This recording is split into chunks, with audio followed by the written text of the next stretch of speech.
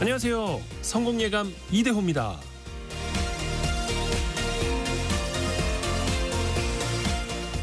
무언가를 완벽히 이해하지 못했는데도 일이 의외로 잘 풀린 적 없으신가요? 반대로 정말 많은 걸 살펴보고 공부하고 준비했는데도 실패했던 적 없으신가요? 무엇을 세세하게 알고 있는 만큼 세상 일이 잘 풀린다면 아마도 학문적으로 접근하는 사람들이 큰 부를 점하고 있을 겁니다. 하지만 현실은 그렇지 않죠. 생목의 오류라는 것이 있습니다. 영어로 그린 럼버, 즉 베어낸 지 얼마 되지 않아서 아직 건조되지 않은 목재를 말하는데요. 한 상품 거래 트레이더가 생목 상품 거래를 통해서 큰 성공을 거두었는데 사실 그는 그린 럼버를 생목이 아니라 초록색으로 칠해진 목재라고 생각했다는 겁니다. 어찌됐든 그는 목재에 대해서는 깊은 지식은 없었지만 상품 거래를 통해 큰 돈을 벌 수 있었죠. 형식적인 것이나 세부적인 지식과 이론을 완벽히 이해해야만 성공할 수 있는 건 아닙니다. 지식은 훌륭한 도구일 뿐 그게 전부는 아니라는 거죠. 이론적인 완벽함보다 진짜 중요한 것, 무엇이 핵심인지를 구분하고 실행으로 그것을 배우는 것입니다. 성공예감 이대호입니다. 시작합니다.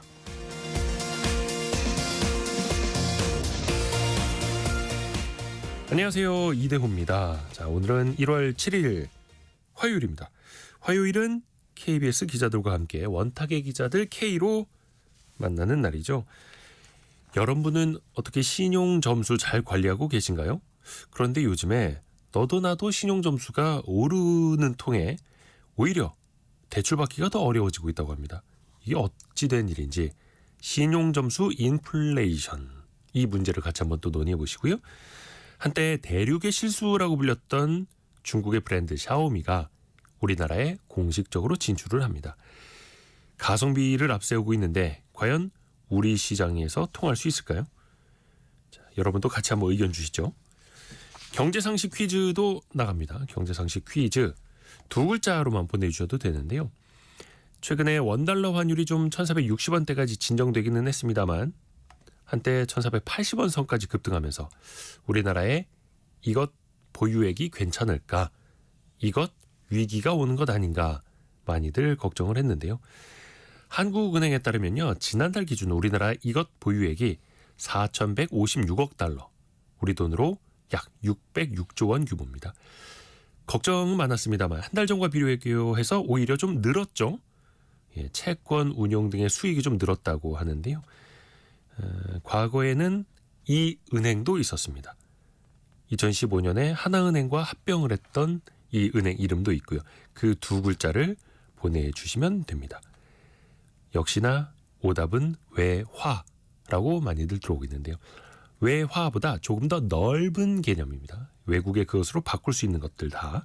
자, 짧은 문자 50원, 긴 문자 100원이 드는 샵 9730, 또 KBS 콩이 열려 있고요. 특별히 오늘부터는 사연이 소개되는 모든 분들께 선물을 보내드립니다. 오늘부터 뭐 청취율 조사 기간이고 막 꼭 그래서 그런 거는 아니고요. 저희 마음입니다. 여러분 좀 추우실 것 같아가지고. 예. KBS 콩, 또 유튜브도 열려 있고요. 성공예감 이대호입니다. 자주 검색하시면 성공이 가까워집니다.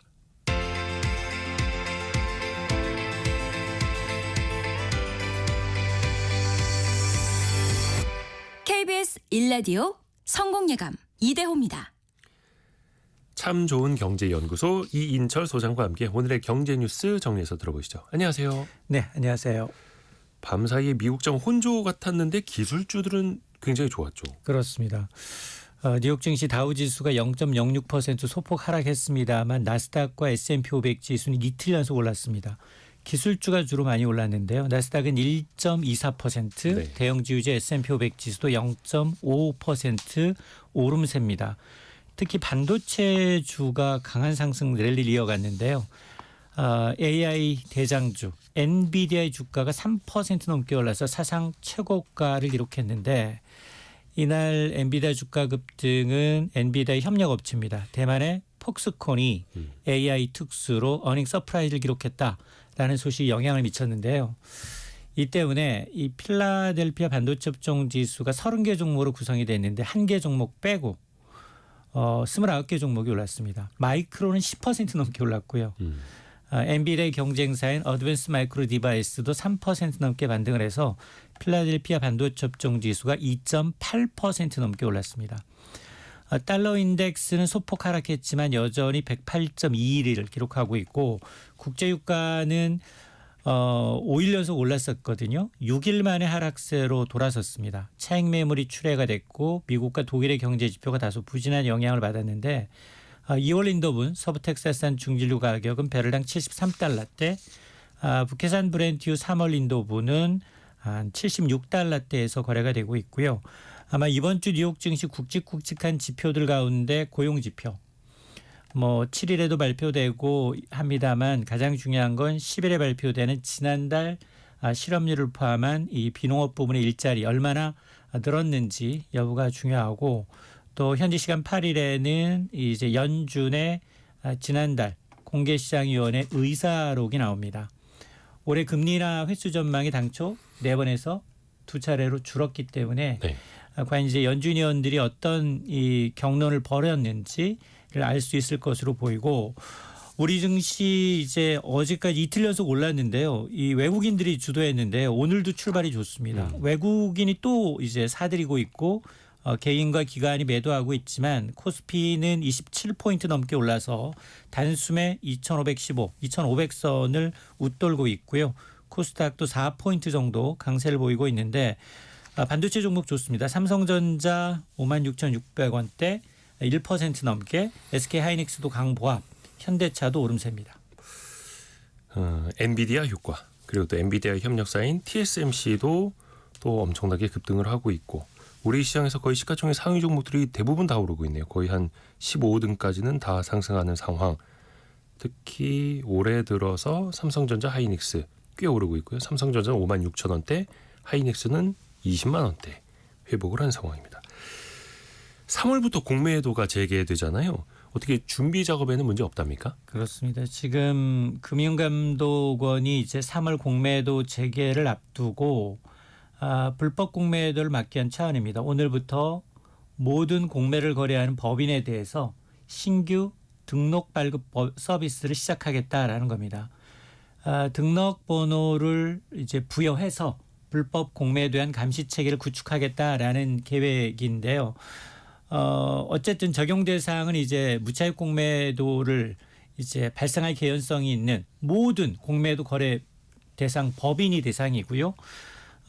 실제로 이렇게 이제 이 요건에 해당하는 이제 신청을 하게 되면 요건 충족 여부를 금융감독 당국이 심사한 이후에 등록 번호를 발급해서 지금 당초 예상했던 게 2가지였거든요. 재개 앞두고서 제도 개선하겠다. 하나는 시스템, 전산 시스템을 구축하고 하나는 이제 무차익 공매도를 예방하겠다라는 건데 일단 공매도 전산 시스템 구축이 돼 있습니다. 네. 이걸 시험하기 위해서 법인을 대상으로 해서 이제 신규 등록 서비스를 해봐라. 그리고 한번 이거를 예비로 이제 좀 시험 가동해 보겠다라는 의미인데 이 말은 3월 말부터 공매도를 재개할 가능성이 상당히 네. 높아졌다라는 의미입니다. 그 이후에도 좀 불법 공매도 같은 그런 좀 문제점은 없었으면 하는 바람이고요. 건설 경기가 너무 오랫동안 안 좋은데 신동아 건설이 법정 관리를 신청했어요. 맞습니다. 아마 이 태영건설의 트라우마가 또 생기는데 아마 그 이후로 2번째로 큰 건설사 같습니다. 지금 주택 브랜드명이 파밀리에로 알려져 있는 시공능력 평가 58위 중견건설사입니다. 네. 신동아 건설이 어제 법정 관리를 신청을 했습니다. 이게 사실은 지난 2009년에 이제 기업 워크아웃 졸업한 지 또 5년여 만에 다시 유동성 위기를 맞고 있는데 사실은 이 지방 묘분양 사태로 인해서 공사비 제대로 회수하지 못하다 보니까 지난달 만기가 돌아온 60억 원의 어음을 막지 못한 것으로 보입니다. 아마 여기는 아마 이제 신동아그룹 1977년 신동아그룹 계열사로 세워졌는데 아마 이 63빌딩 지어서 더 유명해졌던 그 이 건설사입니다. 어쨌든 이 기업의 이제 부채 비율을 봤더니 지난해 말 400%가 넘어요. 그러다 보니까 이게 이 분양했던 사업장도 분양이 잘 안 되다 보니 이 어음 맞게 좀 실패한 것으로 보이는데 어쨌든 법원은 이르면 이달 중으로 이제 법정 관리 개시 여부를 결정할 것으로 보여서 법원이 만에 받아들이지 않으면 파산 절차를 밟게 되는데 문제는 지금 지난해만 건설업체 부도 낸 곳이 30곳입니다. 2019년 이후 이제 최대를 기록하고 있어서 가뜩이나 어려운 이제 건설업체가 연초부터 건설업계 전반으로 좀 이 법정 관리 신청하니까 위기가 좀 확산이 되는 모양새입니다. 그야말로 이제 버티는 순서 이렇게 되는 것 같네요. 그 신동아 건설이 분양한 사업장들이 있잖아요. 여기 계약자들은 그럼 어떻게 되는 겁니까?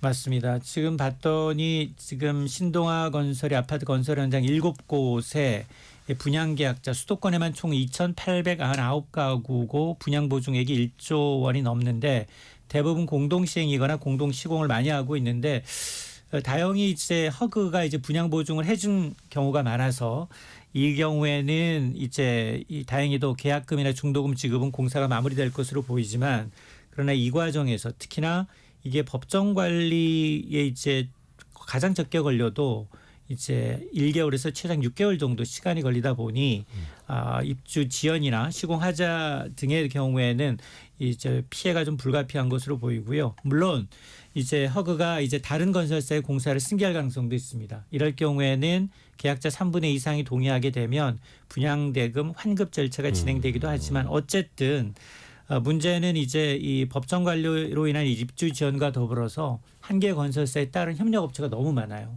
여기도 그렇죠. 하니까 700여 곳이 됩니다. 자, 그러다 보니까 연쇄 부도 가능성에 대한 우려가 좀 커지고 있는 상황입니다.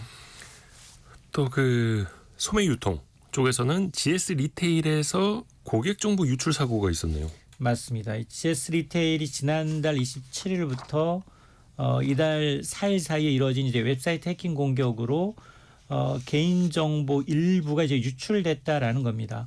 유출된 이제 개인정보는 이름, 성명, 생년월일, 연락처, 주소, 아이디, 이메일 등 7개 항목인데요. 물론 이제 이 사실 확인하고서 이제 IP 차단하고 또 고객 계정에 로그인할 수 없도록 잠금 처리했다라고 밝히고 있는데 어쨌든 이제 이번에 확인된 해킹 수법이 좀 특이합니다. 여러 경로를 통해서 수집한 계정과 비밀번호를 무작위로 대입을 해서 로그인한 이후에 개인정보를 훔치는 수법이라고 하는데 어쨌든 2차 피해를 막기 위해서는 즉시 비밀번호를 바꾸고 개인정보를 악용한 것으로 의심되는 전화나 이메일을 받을 경우는 좀 신고해달라라고 이제 당부를 하고 있습니다. 아이고 참. 자, 그리고 또 하나 저희가 얼마 전에도 실손 보험료 오른다는 소식도 전달해 드렸는데 자동차 보험료 오르는 그 가능성, 그 배경 중에 하나가 배달 서비스의 성장이라고요. 맞습니다. 이제 배달 서비스가 늘다 보니 자동차 사고와 보험료 인상의 우려가 커지고 있다는 사실인데요. 보험연구원이 이제 전 세계 이제 온라인 음식 배달 시장 규모가 점점점 커져서 연평균 2자릿수 가까운 성장세를 보이고 있는데 물론 뭐 시장이 큰 미국이나 중국이 배달 시장을 선도하고 있지만 이렇게 배달이 활성화되다 보니 자동차 보험료가 같이 오르고 있다는 겁니다. 미국의 자동차 보험료를 봤더니 코로나19로 음식 배달 서비스가 활성화되니까 2021년 7월부터 이제 지난해 7월까지 3년 동안 무려 배달 서비스 보험료만 총 50% 상승을 했는데요. 배달 서비스가 증가하게 되면 차량 수요가 당연히 늘겠죠. 이런데 분명 이제 배달 확인하기 위해서 운전 중에 스마트폰이나 내비게이션 앱의 사용이 잦아지고 있다는 겁니다. 그러다 보니까 이제 자동차 사고 가능성이 높아진 것이 한 몫을 하고 있다라는 얘기인데요. 어쨌든 안전 이제 운전 교육의 필요성 그리고 이제 기술 기반의 안전 관리로 좀 사고를 낮추는 방법 이런 것들이 좀 노력이 좀 필요하고 근데 외식 경기 지금 우리나라는 별로 좋지 않거든요. 그렇죠. 그럼에도 불구하고 지난달 기준 배달의 이용자가 9%가량 늘었습니다. 내용을 좀 들여다보니까 무료 배달 서비스하는 데가 많아요. 국지적으로. 이 펼친 이제 쿠팡이츠가 이제 굉장히 약진이 도드라지고 있는데 거의 이제 무료 배달 서비스에 힘입어서 쿠팡이츠의 경우에는 이용자 수가 1년 새 400만 명 가까이 늘어난 것으로 나타났습니다. 제발 좀 배달하시는 분들 안전 운행하시길 바라겠고요. 운행하시면서 스마트폰 보시는 분들도 많고 특히 오토바이 주행하시면서도 스마트폰 만지시는 분들 너무 많아가지고 각별히 좀 주의해 주시길 바라겠습니다. 참 좋은 경제연구소 이인철 소장이었습니다. 고맙습니다. 네, 고맙습니다.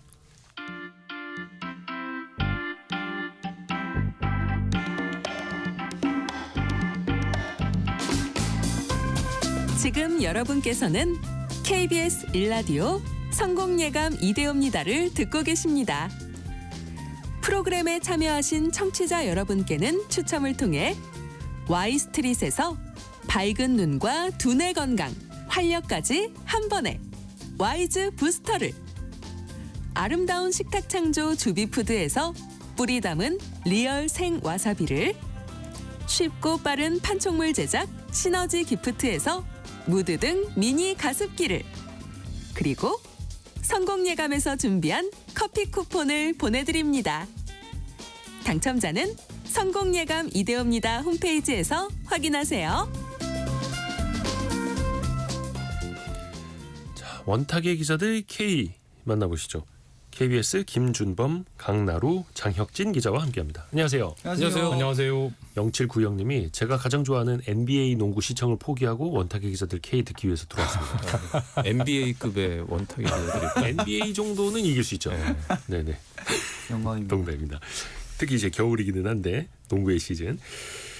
우선 제가 기자분들한테 질문 한 가지 좀 드릴게요. 여러분 어떻게 신용 점수 관리 잘하고 계십니까? 저는 뭐 가끔씩 이제 그 요새는 SNS로 네. 쉽게 신용 점수를 확인할 수 있더라고요. 그렇죠. 뭐 간편 비밀번호만 입력하면. 그래서 수시로 보는데 매번 뭐 좀 뭐 비슷한 점수라도 점점 이게 무감각해지는 것 같긴 합니다. 이 신용 점수라는 게. 저도 오늘 이 방송 들어오려고 네. 한번 봤어요. 네네. 아예 신경을 안 쓰고 살다가 또 보니까 야 되게 자부심이 생기더라고요. 제 토익 점수보다 훨씬 높은 내가 이렇게 높았어? 근데 이제 그렇게 높았다고 생각하다가 평균 점수가 953점 정도라고 하니까 그러니까 평균이요. 그러면은 뭐 다 높은 거구나 이런 생각은 들더라고요. 네. 강나루 기자는 어떻습니까? 저도 사실은 여기 원탁이 기자들의 앉을 자격이 있는지 뭐라고 하실까봐 좀 네. 주저되는데 사실 네. 저도 한 번도 검색을 안 해보다가 저희는 그 경제 정권을 와이프가 쥐고 있어서 이거 어떻게 조회하는 거야 이렇게 물어봐서 처음 봤습니다. 그래서 요즘은 근데 예전과 달리 스마트폰 앱을 너무 편리하게 통해서도 나왔어요. 네, 쉽게 확인할 수 있다고 하더라고요. 그래서 이게 내 신용 점수구나. 그리고 그게 점수가 2개가 있던데요. 맞아요. 그래서 KCB 기준, KCB 있고 나이스 있고. 기준. 네. 대출을 많이 받아봐야 이거를 이게 수시로 확인합니다. 그렇죠. 사실 이런 건 이제 신용대출 받을 때나 그럴 때 좀 신경을 쓰게 되지 평소에 관리 잘하시는 분들은 아마 신경 안 쓰고 사시는 게 사실은 그게 그냥 노말인 상태일 또 것 이제 같아요. 사업하시거나 이제 자영업하시거나 이제 대출 저희는 아무래도 이제 그 공기업에서 일하는 기자들이니까 또 이제 그런 경우 또 많이 없어서 그럴 수도 있는 것 같습니다. 아니 근데 아까 김준범 기자도 이야기를 했습니다만 평균이 950점대예요? 그러니까 이게 제 생각에는 그 뭐 대출을 많이 안 받아서 모르는 분도 있겠지만 대출을 많이 받는 분들도 잘 몰라요. 왜 그러냐면은 내 신용 점수가 몇 점이면 자 금리가 내 신용 대출 금리가 어떻게 움직여 이게 전혀 사실 소비자들은 모르기도 하고 딱히 연관관계도 없이 움직이는 것 같고 그래서 사실 내 금리가 얼마인지는 사실 우리가 매일 뭐 주기적으로 체크하지만 내 신용 점수는 체크를 안 하게 되더라고요. 연관관계가 딱히 확인이 안 되니까. 그래서 방금 말씀하신 대로 확인해 보면은 작년 11월 기준으로 5대 시중은행에서 평균 한 953.3점 이게 이제 1000점 만점인지 999점 만점이 헷갈리는데 어쨌든 거의 1000점 만점에 거의 근접한 점수고 900점 이상이 한 뭐 KCB로 보든 나이스로 보든 43%, 46% 그러니까 최소한 10명 중 4.5명 정도는 900점 이상이니까요. 뭐 이렇게 수능 점수로 치면은 거의 물수능이죠, 물수능. 점수가 엄청나게 높아져 있는 거여서 아까 저도 제 점수만 보고 봤을 때는 굉장히 자부심을 가졌다가 평균을 보면 다 시험 문제가 쉬웠구나 이렇게 판단하게 되더라고요. 이 신용 점수 평균이라고 표현드린 게 이제 은행에서 신용 대출을 받고 있는 사람들의 평균 네, 맞습니다. 신용 점수 이렇게 보면 되겠네요. 제가 조금 더 부연을 드리면 이제 은행연합회 자료에서 나온 건데 지난해 한 11월 말 정도 기준이라고 해요. 그래서 5대 은행에서 신규로 이제 마이너스 통장 개설한 사람들의 신용 점수가 평균 어떻게 되는지 이제 열어봤더니 네네. 이제 그 두 개 지표가 있다고 아까 말씀드렸는데 KCB라고 하는 이제 코리아 크레딧뷰 신용평가사 그 점수로 이제 마이너스 통장 개설한 사람들의 평균 신용 점수가 953점대가 나왔다더라. 그래서 이게 전년도랑 비교해 보면 이게 많이 좀 오른 겁니다. 그래서 이제 953점이 인데 전년도에 비교해 보면 한 7.6점 정도 상승했어요. 그러니까 마이너스 통장을 만드는 사람들의 평균 신용 점수가 전년도보다 좀 올랐다는 거죠. 그래서 이제 신용 점수가 좀 이제 인플레가 일어나고 있다. 이제 이런 얘기가 나오는 겁니다. 신용 점수도 올라가고 있다. 그리고 신용도 자체가 우량해지고 있다라고도 볼 수 있는 반면에 그 정도는 우량해야 최소한 나온다. 신용대출 마이너스 통장을 열어준다. 그렇죠. 또 이렇게 볼 수도 있고. 그러니까 은행들의 이렇게 신용점수 인플레가 나타난 이유는 일단 은행이 대출 문턱을 높였기 때문에 그런 거죠. 그러니까 또 신용대출 좀 연체율이 좀 높아지다 보니까 은행 입장에서 좀 깐깐하게 좀 보는 경향들이 생겨지고 초고 신용자 위주로 대출 내주다 보니까 이제 신용 점수도 그러니까 신용 대출 내줄 수 있는 신용 점수도 높아진 거고요. 또 다른 또 이유로 꼽히는 거는 또 어떤 대규모 신용 사면이 잦았다라는 것도 꼽힙니다. 그러니까 2021년부터 이제 지난해까지 좀 수시로 어떤 좀 연체했었던 이제 서민 대출자들한테 약 한 300만 명 정도 된다고 해요. 연체 기록을 삭제했거든요. 그렇게 되면은 연체 기록을 삭제하면 신용 점수가 한 30점에서 100점 정도 오르게 됩니다. 네. 그럼 이런 일이 이제 반복이 되면서 전체적인 좀 평균 신용 점수가 높아지는 현상이 발생하는 거죠. 그러니까 또 금융기관 입장에서는 심사를 더 까다롭게 할 수밖에 없는 거고. 그러니까 신용 점수 자체에 좀 변별력이 떨어지게 되는 상황이 오는 거죠. 그러니까 이렇게 신용 점수가 너무 높아지면은 물론 이제 신용 대출을 받는 사람 중에 평균이긴 하지만 높아지면은 우리 방금 장혁진 기자가 변별력이라는 단어 썼는데 네. 변별력 하면 이제 수능 점수 대입할 때 많이 나오잖아요. 그러니까 그렇죠. 이 점수를 믿고 정말 이 학생의 실력이 있는지 없는지를 분간할 수 있느냐. 마찬가지입니다. 신용 점수 다 높아져 버리니까 이 신용 점수를 가지고 이 사람의 신용을 제대로 측정할 수 있느냐에 대한 의심이 생기는 거고 실제로 은행에서 신용대출 여부를 판단하거나 신용대출 한도를 정할 때 신용점수를 그렇게까지 많이 안 보아요. 다른 오히려 은행이 가지고 있는 다른 자료들을 더 많이 활용하는 경향이 있기 때문에 그래서 소비자들이 신용점수를 신경을 덜 쓰는 거죠. 정말 신용점수 하나가 신용대출 당락을 좌우한다면 우리는 매일 체크하겠죠. 근데 그게 안 쓴다는 걸 우리도 알기 때문에 잘 신경을 안 쓰는 거고 사실 이런 식으로 다 인플레가 돼버리면은 일종의 무용론 이런 거 왜 하는 거야? 뭐 이런 말이 나올 수도 있죠. 그렇겠네요. 물론 이제 신용 점수가 중요한 거는 맞습니다만 실제 은행에서 대출을 받을 때 이게 전부는 아니라는 거. 물론 이제 여러 가지 거래 기록이라든지 대출을 성실하게 상환한 여부 다 포함이 되겠습니다만 또 어찌됐든 간에 뒤집어서 생각해 보면 그게 다 포함이 된 게 또 이 신용 점수인 거고요. 그래서 이런 두 개 회사에서 관리를 하고 있는 건데요. 안진수님, 저도 각각 1000점, 969점입니다. 그런데 왜 두 가지를 매기는지 모르겠네요라고 보내주셨는데 1000점이 나올 수가 있나 보죠. 한쪽은 만점이 1000점이라고 하더라고요. 한쪽은 999점이고. 그래서 그 1000점인 회사가 그쪽 고객분들 중에서는 꽤 있더라고요. 그러니까 빌린 거 잘만 갚고 연체기로 한 번도 없고 하면은 시간이 누적되면 어렵지 않게 또 1000점이 된다 하더라고요. 또 원래 이 신용 점수제가 도입된 게 얼마 안 됐잖아요. 원래 등급이었다가 21년까지는 이제 등급제로 등급제. 하다가 이게 너무 이게 관리가 어렵다. 그리고 등급별로 이게 차이가 너무 나는 수준이 생기니까 이거 이제 점수제로 하는 게 좋겠다. 좀 관리가 그렇죠, 쉽게 그렇죠, 그렇죠. 그렇게 바꿨는데 오히려 좀 취지에 좀 무색해진 면이 있죠. 김은주님은 방금 확인했더니 998점이네요. 저는 아무것도 한 적이 없는 듯한데 저 같은 서민이 이 점수면 점점점 이렇게 보내주셨거든요. 축하드립니다. 오늘 방송 듣고 좀 다 많이 확인을 해보시는 것 같습니다. 네, 요렇게 뭐 한 998점, 1000점 받으시는 분들은 또 성공 예감 많이 들으셔가지고 여기까지. 성공의 비결. 네, 힘드신 분들도 계시니까. 근데 예전에는 자기 신용 점수 자주 확인하면 신용 점수 떨어지는 것 아니야 이런 오해들이 맞아요, 있었는데 맞아요. 그 완전 옛날 얘기고 요즘에는 뭐 실시간으로 애플리케이션 통해서 너무나 쉽게 자기 점수를 확인할 수가 있죠. 스마트폰 앱에도 또 그렇게 문구가 나와요. 이제 몇 번을 확인하셔도 하락하지 않습니다. 이런 식으로 또 뜨더라고요. 그렇죠. 그래서 신용점수 무용론 이야기가 나오는데 앞에서도 장혁진 기자가 살짝 이야기를 했습니다만 정부에서 신용사면이라는 걸로 연체 기록을 좀 삭제해 준다라든지 이러면서 이게 몇 시점이라도 올라갈 수 있는 하나의 또 근거가 되지 않았습니까? 확실히 신용사면이 이제 금융 취약계층, 좀 형편이 어려운 분들에게 네. 도움이 되는 거는 분명합니다. 근데 이제 문제는 이게 전체적인 금융은 이제 신뢰라고 하잖아요. 그러한 또 원칙을 흔들 수 있기 때문에 매우 제한적으로 해야 하는데 이제 문제는 이제 선심성으로 너무 좀 이렇게 원칙 없이 자주 한다는 게 문제인 거고요. 이렇게 성실하게 대출금 갚는 입장에서는 당연히 억울할 수밖에 없고 또 이게 자주 있게 되면 이게 빚 안 갚아도 정부가 언젠가는 해결해 준다라는 이제 믿음을 줄 수 있는 거죠. 그러니까 그 사면을 받는 사람은 좀 또 형편들이 어려운 사람이잖아요. 그러면 연체 기록 삭제하면 빚 안 내겠어요? 또 당연히 빚을 낸단 말이에요. 근데 점수가 좋아졌잖아요. 그러면 빚을 더 내게 됩니다.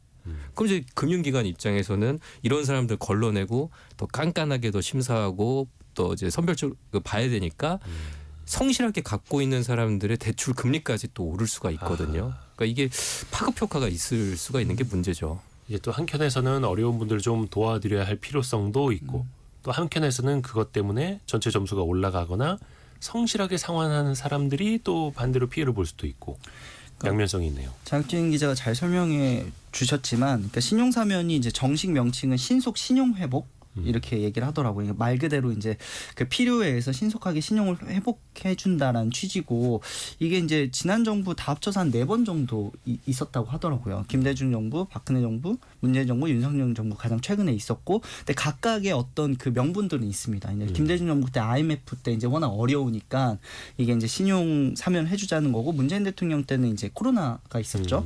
그러니까 뭐 예를 들어서 이런 식입니다. 뭐 2021년 최근에 한 걸 보면 2021년 9월부터 뭐 한 지난해까지 소액 연체자만 해주는 거예요. 그러니까 2천만 원 이하가 연체가 발생하면 연체 금액을 이게 그냥 해주는 건 아니고 모두 상환하면 그러니까 시간이 지나더라도 모두 상환하면 그 연체 기록을 이제 삭제해 주는 건데 이제 그 규모가 아까도 이제 얘기했지만 워낙 좀 많다 보니까 개인 같은 경우에는 그렇게 연체 기록을 삭제해서 이제 신용도가 회복된 사람, 네. 신용 점수가 올라간 사람이 개인은 한 260만 명 정도, 개인 사업자는 한 20만 명 정도라고 하고 그래서 신용 점수가 꽤 많이 오르더라고요. 한 평균 31점, 개인은 사업자는 한 100점까지도 상승한다고 하니까요.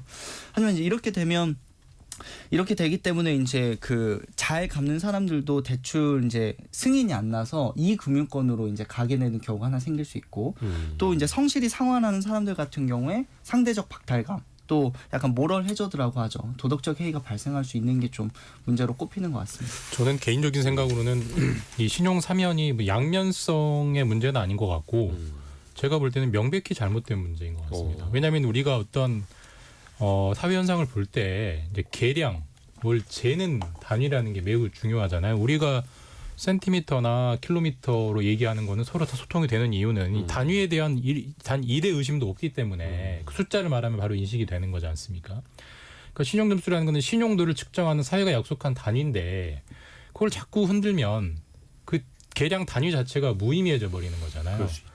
몸무게를 재는데 살이 많이 찐 사람은 눈금 간격을 넓힌다. 그럼 누가 그 몸무게를 믿어요? 이렇게 돼버리면은 신용 점수라는 사회적 약속이 흔들리는 거고. 그러니까 금융 취약계층을 도와주는 방법은 다른 방식으로 도와줘야죠. 예를 들면은 연체한 분들, 금융 취약계층에 대해서는 뭐 원리금을 국가가 보조금으로 지원금으로 지원해준다든지 이런 식의 다른 방법을 써야지. 그 기록 자체를 흔들어 버려가지고 이 기록에 대한 신뢰를 못 믿게 버리면은 그러니까 은행들이 방금 장혁진 기자 말처럼 신용 점수 쓰는 등 마는 등 하는 거잖아요. 그러니까 결국 이 계량 단위를 흔들면 이거는 모두에게 피해가 간다. 저는 명백하게 잘못된 거라고 생각해요. 여야를 불문하고. 그래서 어떻게 보면은 이제 신용 점수에 인플레이션이 생겨나고 있고 어떻게 보면 신용 점수가 높아진 사람들조차도 은행이 아니라 제2금융권으로 가고 있고 제2금융권에서 신용대출 받으신 분들의 신용 점수를 보니까 또 굉장히 높고 맞습니다. 이게 또 다 맞물린 거잖아요. 그러니까 이금융권 건전성 문제가 생길 수가 있죠. 왜냐하면 기존에 이제 신용 사면을 하게 되면 기존에 이금융권을 쓰던 고객들의 신용 점수가 높아질 거 아닙니까? 네. 그럼 이들은 이금융권에서 빌리기보다는 더 낮은 금리를 주는 1금융권으로 이동할 가능성이 높습니다. 예. 그러면 이금융권 입장에서는 우량 고객들이 이제 이탈을 하게 되는 거니까 이금융권 입장에서는 어떤 수익성이라든지 건전성 문제가 생길 수가 있는 거고요. 그럼 또 이금융권 입장에서는 리스크 관리를 위해서 또 이제 대출 심사라든지 기준을 강화할 수 있어요. 그러면 이제 이금융권에서 빌려야 하는 신용 점수가 많이 낮은 분들은 오히려 이금융권에서 밀려날 가능성이 있는 거죠. 그 대부업 이런 쪽으로 물론 그것도 이제 뭐 합법적이지만 뭐 그쪽으로 이제 갈 수도 있는 네. 부분도 있는 거죠. 그렇죠. 저축은행들도 또 그렇다 보면은 고신용자들 중심으로 먼저 대출을 해주고 그러면 저신용자들한테 내줄 돈은 그만큼 또 한정돼 있으니까 줄어들 수밖에 없는 거고. 그래요. 그 아까 1986님이 자영업하면서 대출 받고 연체 없이 갚아도 대출이 많아서 그런지 신용 점수가 700점이네요. 유유 이렇게 보내주셨거든요.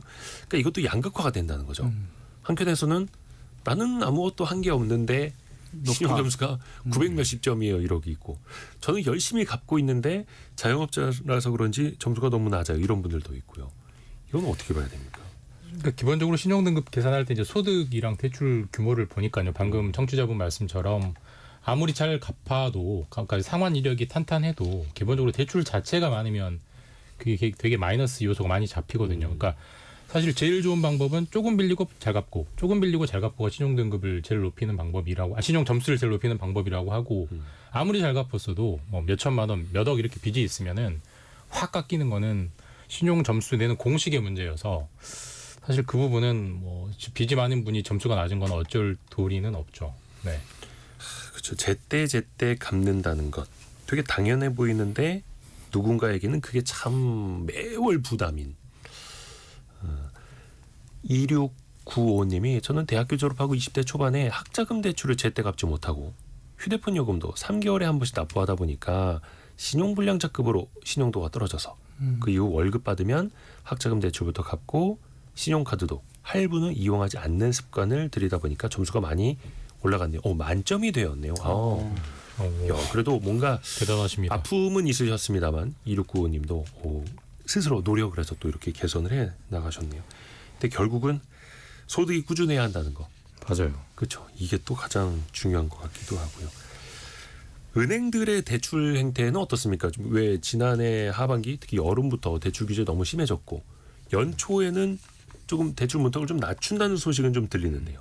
작년에 가장 대표적인 게 이제 스트레스 DSR 2단계 도입이었죠. 아마 9월부터 적용이 된 걸로 아는데 이제 한도를 정할 때는 몇 퍼센트의 금리를 더 얻는 그래서 한도를 줄이는 효과인데 그리고 뭐 저도 기억이 나는데 아마 원탁 기자들에서도 얘기했었던 기억이 납니다. 우리은행 같은 경우는 주택 갖고 있으면 전세 대출 안 내줬어요.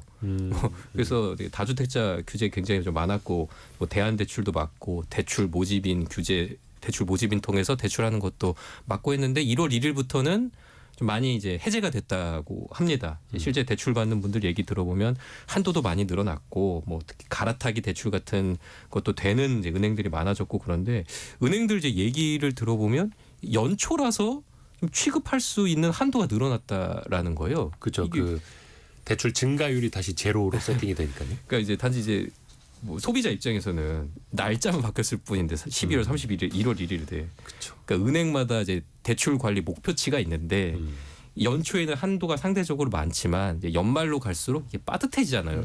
앞에 그렇죠. 썼으니까. 그렇죠. 그러니까 이게 뭐 고무줄처럼 이제 반복이 되는 거죠. 이제 소비자 입장에서는 연초에는 대출이 쉽고 연말로 갈수록 어렵고 이게 좀 불편한 부분인 것 같습니다. 그러니까 저는 이게 그 뭐 장혁진 기자 말처럼 불편한 문제이기도 하고요. 불편함을 넘어서 이건 사실 우리나라 금융의 현 주소를 보여주는 한 대목인 것 같아요. 우리나라 금융은 전형적으로 제가 볼 때는 문의는 민간 금융사지만 사실상 모든 시중은행이 준정부기관처럼 운영이 되는데 예를 들면 이런 겁니다. 그러니까 대출이라는 거는 은행에 파는 상품이에요. 그 상품을 적정 가격으로 팔지 비싸게 팔지 싸게 팔지는 시장에서 경쟁을 해서 결정되면 되는 건데 예를 들어 제가 갤럭시 핸드폰을 사러 갔는데 손님은 갤럭시 핸드폰이 한 대 있으니까 안 팔 거예요 라고 갑자기 9월 1일부터 결정을 하면 얼마나 황당하겠습니까. 근데 우리나라는 대출이 그런 일이 너무너무 쉽게 일어나요. 지금 2021년부터 매년 반복되고 있는데 은행별로 연초에 대출 총량을 정하고 사실상 이제 정부가 주는 지침대로 좀 연초에는 여유가 있으니까 잘 대출해 주다가 한 8월 9월쯤 되면 이제 한도가 소진되니까 그때부터는 갑자기 대출을 안 해주는 겁니다. 근데 사실 똑같은 아파트를 분양받았는데 누구는 3월 1일에 분양받으면 대출 받는데 문제가 없고 누구는 11월 1일에 분양받으면 문제가 있고 이게 뭐냐는 거예요. 근데 예를 들어서 어떤 은행이 자율적인 자신들의 경영 방침으로 그렇게 할 수는 있어요. 그게 시장에서 판단을 받겠죠. 근데 우리는 모든 은행이 그렇게 한단 말이에요. 모두 1월 1일부터 계산해서 12월 31일까지. 왜 그러느냐? 정부 때문에 그러는 거예요. 근데 이게 참 여러 가지 우리 그 정부 은행 정책에서 관치의 냄새가 나지만 이거 정말 관치의 냄새가 강한 거고 이건 정말 저는 부정적인 현상이라고 봐요. 은행들끼리 경쟁을 하게 놔둬야지. 네. 그래서 사실 뭐 분양, 입주, 이사 이게 내 마음대로 되는 게 아닌데 그 시점을 정하는 게 그리고 또 외부적인 요인에 의해서 내가 대출을 받는 그 기간, 시기에 따라서 이걸 할 수 있느냐 없느냐 또 누군가는 약속까지 계약까지 파기해야 되는 그런 상황에 놓이기도 했었고 이런 맹점은 좀 고쳐졌으면 하는 바람입니다. 박동근님이 그 신용점수 조회하고 계신가 봅니다. 청취자가 너무 많이 몰려서 신용점수 조회하는 게 접속이 원활하지 않다는 성공예감 거라고. 청취자 와, 청취 파워. 그 정도인가요? 이러다가 이거 성공예감 이대호입니다. 이거 청취율 이거 대박 나는 거 아닙니까?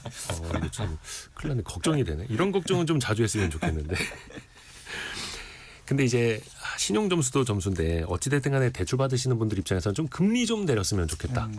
라는 생각들을 많이 하시잖아요. 근데 올해는 어떨까요? 좀 금리가 뭐 아주 뭐 이렇게 드라마틱하게 내리기는 어려울 것 같아요. 이렇게 대충 우리가 이제 금융당국에서 이제 매달 이제 가계대출 동향을 발표하는데 한 평균적으로 한 3조 4조 정도 매달 늡니다. 가계대출이.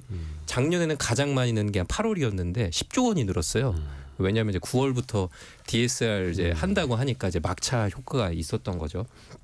근데 우리 경제가 이제 감당할 수 있는 가계대출 규모가 어느 정도 될까를 좀 추산을 해보는데 우리 이제 GDP가 이제 2,200조 정도 되고 성장률이 이제 2% 정도라고 가정하면 거기에 맞춰서 우리의 지금 부채 규모도 늘어난다라고 이제 추산을 하면 대충 한 달에 한 3.67조 정도가 나옵니다. 근데 이제 그 이제 선을 넘어가면 좀 가계대출에 일단은 좀 빨간불도 많이 늘어나고 있다. 이렇게 좀 평가가 되는 것 같은데 결국 가계대출에서 많이 비중을 차지하는 거는 주담대거든요. 네. 60% 이상이 넘습니다. 근데 지금 일단은 부동산 시장 자체가 그렇게 뭐 뜨거운 상황은 아니고 비교적 예전에 비해서 그리고 올해 그래서 뭐 조금은 이제 뭐 안심할 수 있는 부분도 있지만 다만 변수는 올해 또 7월에 스트레스 DSR 3단계가 예정이 돼 있거든요. 그럼 또 상반기 때 대출이 또 몰릴 수가 있다는 거예요. 그래서 그런 부분은 좀 이제 잘 봐야 될 것 같습니다.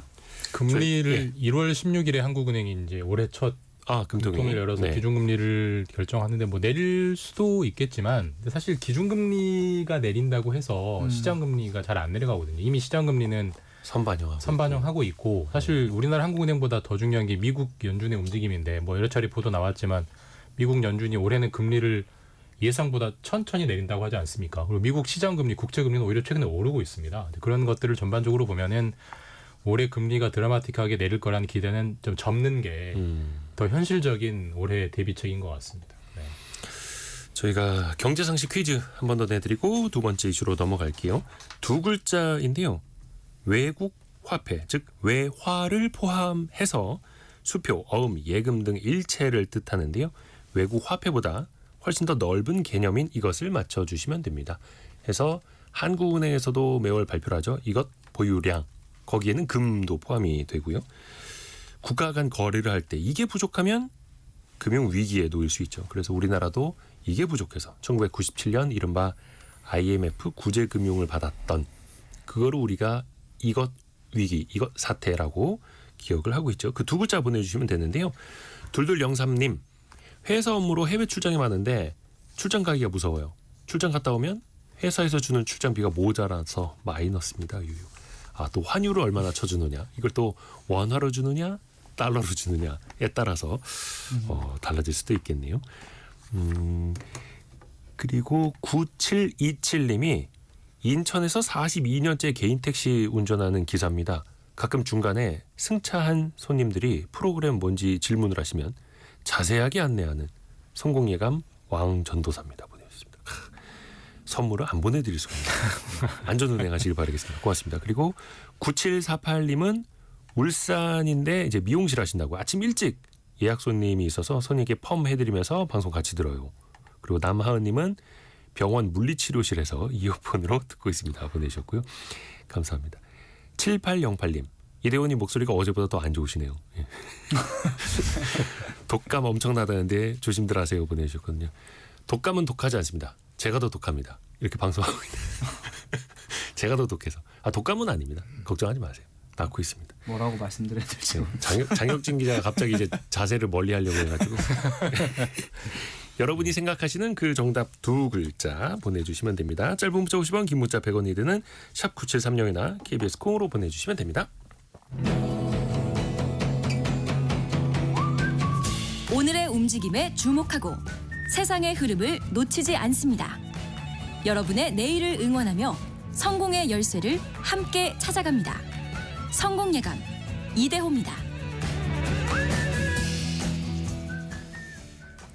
예전에 대륙의 실수라는 이게 칭찬인지 조롱인지 모르겠습니다만 그런 이야기 많았습니다. 그 대표적인 게 중국의 샤오미였고, 아니 중국은 기술력이 떨어지는데 어쩌다 이런 거 하나 잘 만들었네, 이런 대명사였잖아요. 그랬던 샤오미가 이제는 한국에 공식 진출을 한다고 합니다. 샤오미 예. 샤오미 하면 원래 얘기하신 것처럼 보조 배터리가 원래 되게 유명했었잖아요. 네. 엄청 크고. 근데 이제 최근에 한국 법인도 세우고 다음 주에 이제 기자간담회 열어서 스마트폰도 이제 신모델을 공개를 한다고 합니다. 근데 뭐 여러 분석들이 이제 있는데, 이제 중국이 자체적으로 이제 내부 상황이 예전처럼 그 내수가 쭉 가는 게 아니다 보니까 중국 안에서도 내수 시장에서도 이제 물량 소화가 안 돼서 이제 외부로 눈을 돌리는 것이다라는 것이 있고요. 그리고 중국도 이제 인구 성장이 정체가 되고 있으니까요. 이거를 그 성장 동력을 좀 해외에서 찾으려고 하는 것이다라는 분석이 좀 있고, 샤오미 움직임에 대해서요. 또 이제 미국, 유럽 시장이 이제 무역 장벽이 이제 높아지고 있기 때문에 한국 시장이 지리적으로 또 가깝고, 그래서 또 눈길을 돌리는 측면.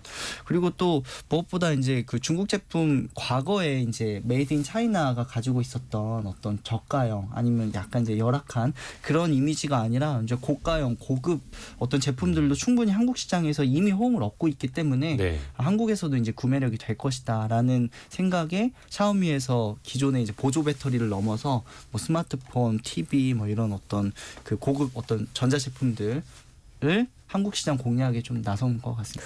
그러니까 저는 샤오미 코리아가 진작에 있는 줄 알았어요. 아니 왜냐면 샤오미 뭐 이미 쓴지 한 10년 넘은 것 같은데 우리나라에서. 뭐 공기청정기나 이렇게 소형 네. 가전을 많이 사서들 쓰셨죠.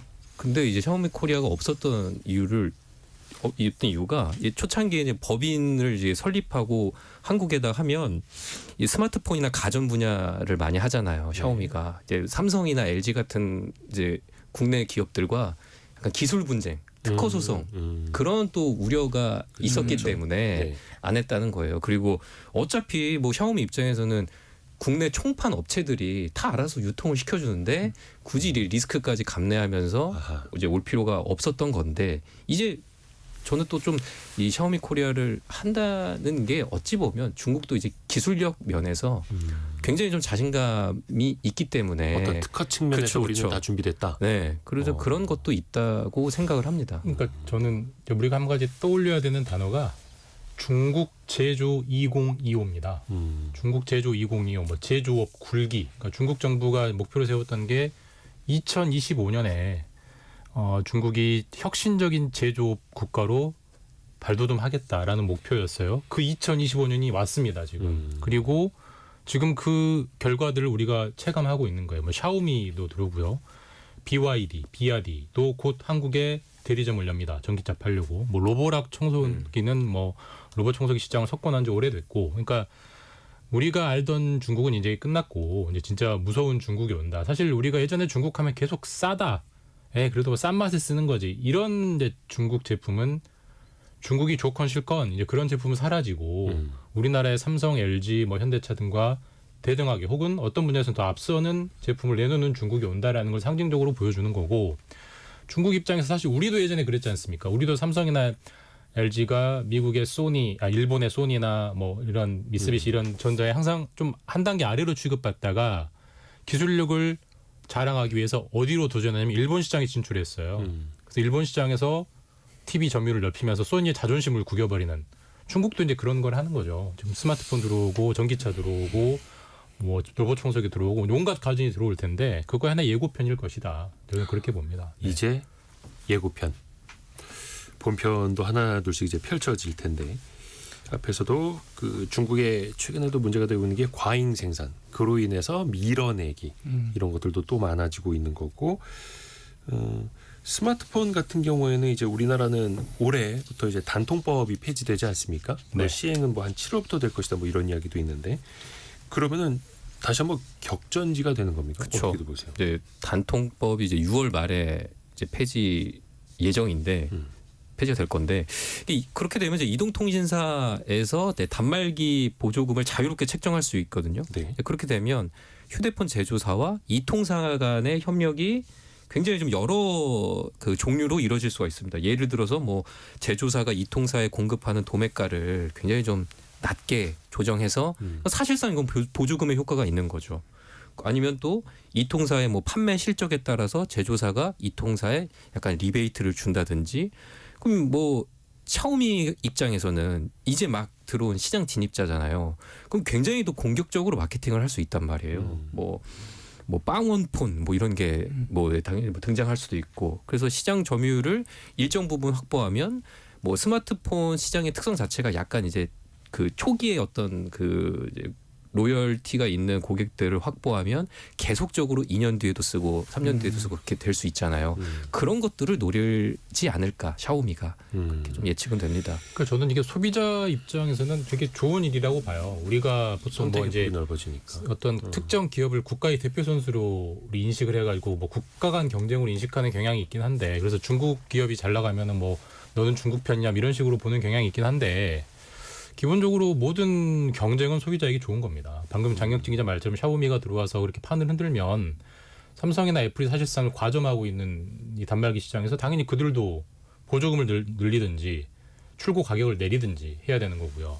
완성차 시장도 전기차 사실 현대 기아차가 사실상 우리나라 거의 뭐 독점하고 있는데 중국 기업에서 들어와서 또 흔들면 소비자에게는 좋은 거기 때문에 물론 그런 삼성이나 현대차가 수출로 많은 돈을 벌어오는 게 우리나라 국가 경제에서 좋은 측면은 분명히 있지만 동시에 국내 시장에서 독점을 통해서 초과 이윤을 누리는 측면이 있거든요. 분명한 사실이고 그거를 뭐 중국이든 미국 기업이든 와서 흔들어주는 거는 소비자 입장에서는 좋은 거죠. 그러니까 지금 홍석원님도 문제는 전자제품뿐만 아니라 유통, 알리, 테무 같은 것도 같이 들어오면서 소비자 편의성을 증대한다라는 겁니다. 근데 이렇게 편의성이 높아지는데 또 한쪽에서는 다들 이제 걱정도 하시는 거고 그러면 우리 시장에서는 잘 방어를 해야 되는 거고 또 우리는 중국 시장에서 또 더 잘 팔아야 하는데 그게 과연 되느냐. 이 중국 시장은 애국 소비도 그렇고 이제는 기술력 자체도 또 많이 올라오다 보니까 중국 시장에서 우리 기업이 또 승부하기가 점점 더 쉽지 않아지고 있잖아요. 그 중국도 보면 그 중국 사람들은 이제 아이폰 네. 되게 많이 썼는데 지난해 11월 기준인가요? 그때 이제 휴대폰 판매 중에 이제 외국산 휴대폰 판매가 한 전년 대비 한 47%? 그러니까 50% 가까이 줄었다고 합니다. 근데 이제 외국산 휴대폰이라는 게 중국에서는 거의 애플을 많이 아이폰을 많이 쓰니까요.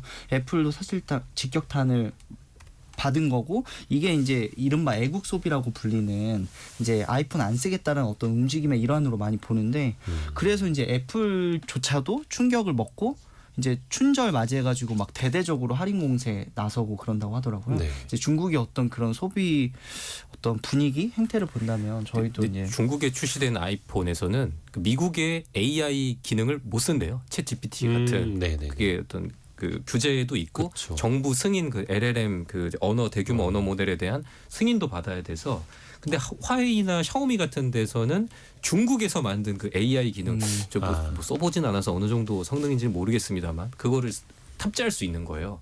그래서 애플 쪽에서도 그게 가장 좀 고민이라고 하더라고요. 중국에서는 그 AI 기능을 좀 못 쓰니까.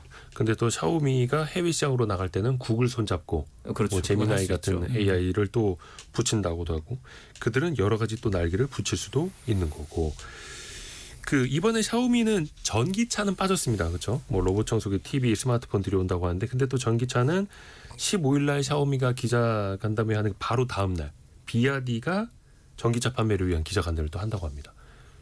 이것도 또 공세가 만만치 않겠죠. 일단 뭐 비아디는 뭐 전기차 세계 점유율 1위니까요. 예. 여기는 비아디는 원래 태생이 배터리 기업입니다. 배터리 기업이 배터리를 만들던 회사가 그 전기차 완성차까지 만들어 버리니까 완전히 전후방 산업이 딱 붙어 있어서 굉장히 가격 효율성이 많이 나오고 뭐 이제 보조금 규모에 따라 약간 다르긴 하겠지만 뭐 2천만 원대 탈만한 전기차도 나온다고 네. 하니까 뭐 우리 전기차 시장에 엄청난 매기 역할을 할 것 같고 뭐 사실 그 비아디가 이게 우습게 볼 문제가 아니라 중국의 제일 아까 애플 아이폰도 잘 나가지만 중국의 테슬라도 잘 나갔는데 테슬라도 지금 겁먹을 정도니까 네. 굉장한 기업인 건 맞습니다. 우리가 또 단디 준비를 해야겠습니다. KBS 김준범, 강나루, 장혁진 기자 함께했습니다. 고맙습니다. 감사합니다. 감사합니다. 오늘 장혁진 기자 마지막이었네요. 이제 인사가 나서 다른 데로 가게 됐는데 어쨌든 성공 예감 멀리서도 이제 응원하겠습니다. 이제 또 오세요? 북한 쪽을 담당하게 됐는데요. 또 오세요. 네, 또 저희가 오겠습니다. 감사합니다. 고생 많이 했고요. 2부에서는 이제 창업 트렌드로 돌아옵니다. 폐업이 쉽지 않은 시기인데 폐업을 통해서 어떻게 재기를 할 수 있을지 이것도 같이 들어보시죠. 10시 5분에 금방 다시 뵙겠습니다.